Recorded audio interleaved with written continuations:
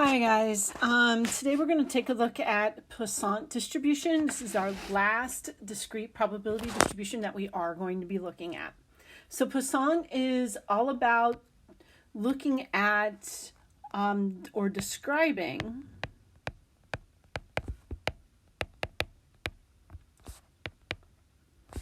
the number of events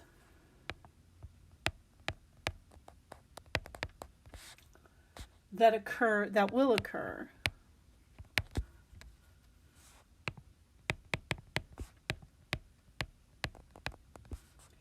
in a specific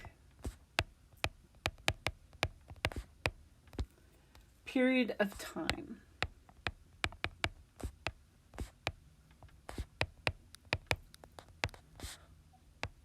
Or in a specific area,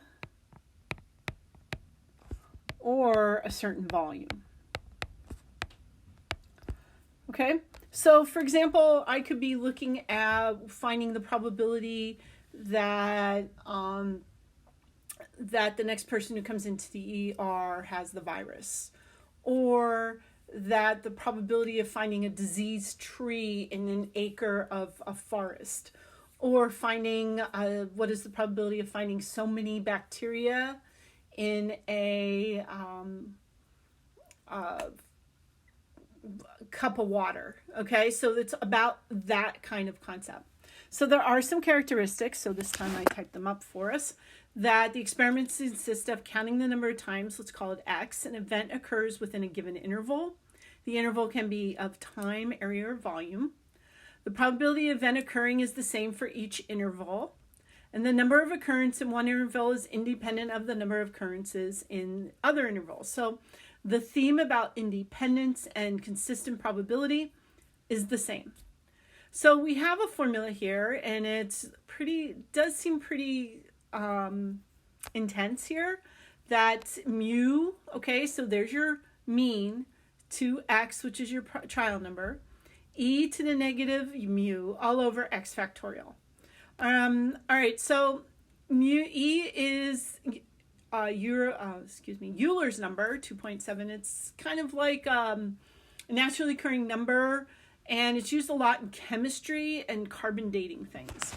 Now, there's other methods. We still have our calculator. Okay.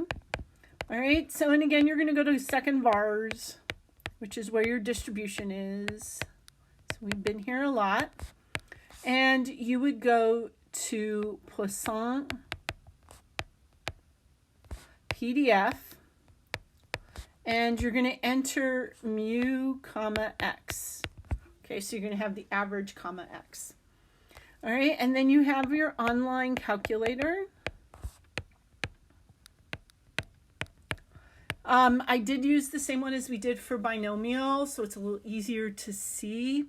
And again, you're going to enter that information of mu and trial number. All right, so let's take a look at all three of using all three in this particular problem. So the mean number of accidents per month at a certain intersection is 3. What is the probability that any given month 4 accidents will occur at this intersection? So I'm interested in the probability of x equaling 4. So let's use our formula first. And like I said, it looks pretty nasty. So we would go with 3 to the 4th times e to the negative 3 all over 4 factorial. Okay? All right, so when I did this, I got about 0.168. You can use your calculator. Okay, so again, we would go second var, so we would go Poisson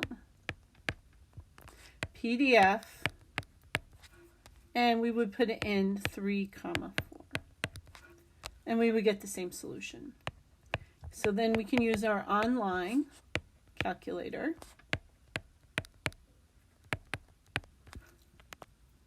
Okay. All right, so if you remember, this is the same place we were when we did binomial. So our random variable, we're interested in 4. And our average rate of success is 3. Okay. All right, we're going to press calculate. And if you notice, it does give us 1.68 as well as less than or equal to, greater than, and greater than or equal to. All right. Okay, now the other website that we did for the geometric also has Poisson. If you just press calculate and take a look, it does give you that as well, and it will give you the mean and variance as well as it did, just like it did for geometric. All right, so let's try this problem. What is the probability that more than 4 accidents will occur at any given intersection? Okay, now what we're going to need to do, there's 2 ways we can do this. I highly recommend using the website just because it gives you that answer. Or, okay, so I would use online here. So I would go to, again, greater than 4 is 0.18. Let's make it 5 because it's right there.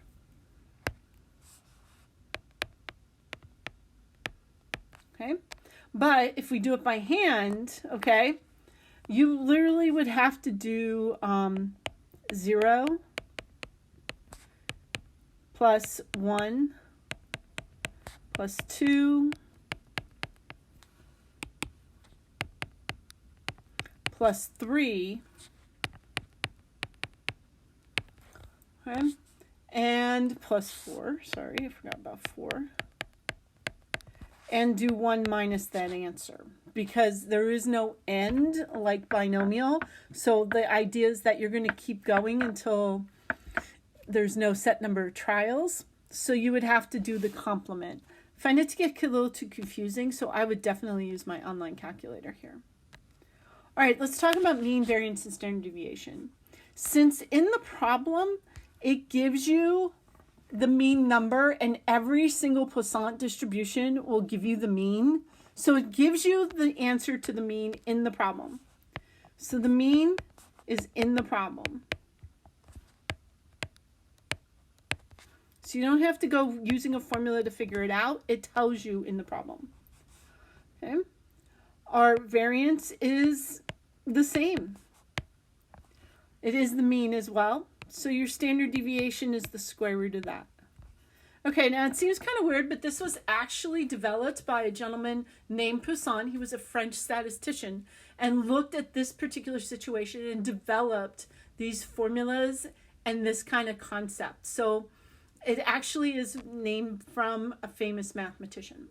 So let's take a look at a problem in finding the mean and standard deviation. Now remember, mean is the same as expected value. So if they say, what is the probability, what number should we expect? That's the mean. All right, so an emergency rescue vehicle used an average of 1.3 times daily. So find the mean and standard deviation. So our mean is 1.3. And our standard deviation would be the square root of that, which is 1.14. Let's find the probability that it will be used exactly twice tomorrow. So probability of x equaling 2. Again, I like to use the online calculator. Okay, so our percent random variable is 2. And it's used an average of 1.3 times. Okay, calculate. All right, so equaling 2 is 0.23.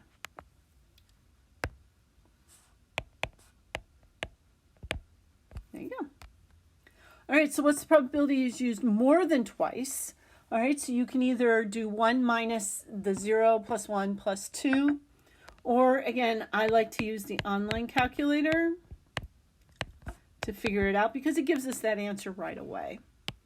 All right, so more than 2 would be 0.143.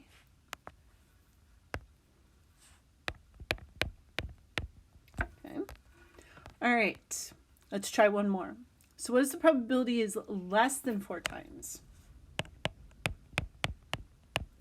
And again, if you wanted to do it by either using your graphing calculator or by using the formula, you would have to do 0 plus 1 plus 2 plus 3. And then add those all up. Okay, so again, I like to use that online one because it gives me all my solutions. So I want to go, what is the probability of less than 4? Or, let me see, right? Less than 4. I'm not seeing the problem. Yes, less than 4. So a random variable would be 4. Okay, and we still have 1.3. So less than 4 would be 0.97.